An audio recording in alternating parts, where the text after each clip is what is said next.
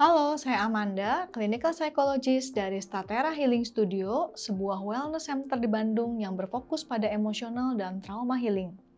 Kali ini kita akan membahas seputar perubahan pola tidur selama menjalankan ibadah puasa dan bagaimana hubungannya dengan kesehatan mental kita sehari-hari.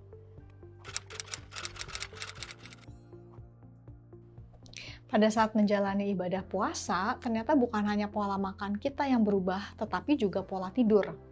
Beberapa klien saya, terutama mereka para ibu rumah tangga, seringkali mengeluhkan hal ini. Saya jadi lebih lelah karena harus bangun jauh lebih awal untuk mempersiapkan ibadah sahur.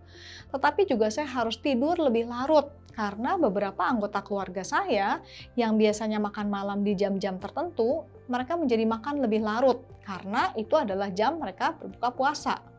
Belum lagi keesokan harinya saya kembali harus bangun lebih awal.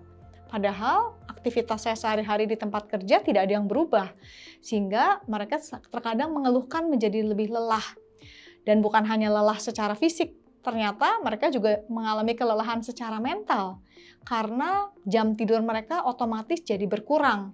Belum lagi sebelum dan bahkan pada saat bangun tidur, harus segera berpikir mau menyiapkan apa untuk makan sahur atau berbuka puasa pada sore harinya. Keseharian mereka di kantor pun otomatis seringkali menjadi terganggu. Mereka menjadi lebih sensitif, lebih mudah marah dan kesal karena selain mengalami kelelahan fisik, juga mengalami kelelahan mental akibat pola tidur yang berubah. Awalnya mungkin terjadi banyak perubahan suasana hati. Berangkat kerja, suasana hatinya udah nggak oke karena kesel, capek, dan lelah. Karena suasana hati tidak baik, otomatis kinerja juga pasti terganggu.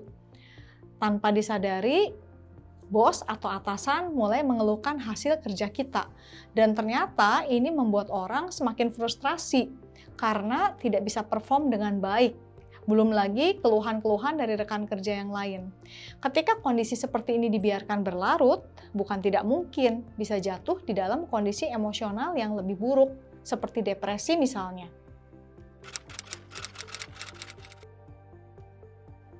Berikut ada beberapa tips yang bisa dilakukan, terutama untuk para ibu rumah tangga, supaya kualitas tidur mereka tetap baik selama menjalankan ibadah puasa.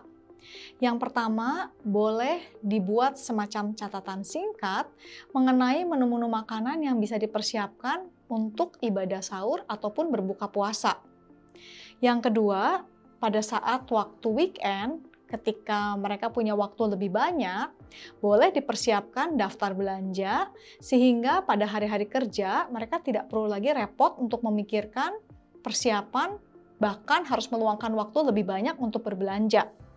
Dan yang ketiga, yang terakhir, boleh dipersiapkan sebelumnya, misalnya pada saat berbuka puasa sore hari, dipersiapkan pula menu-menu makanan untuk ibadah sahur, sehingga tidak perlu bangun terlalu awal, karena persiapan ibadah sahur sudah dipersiapkan sebelumnya.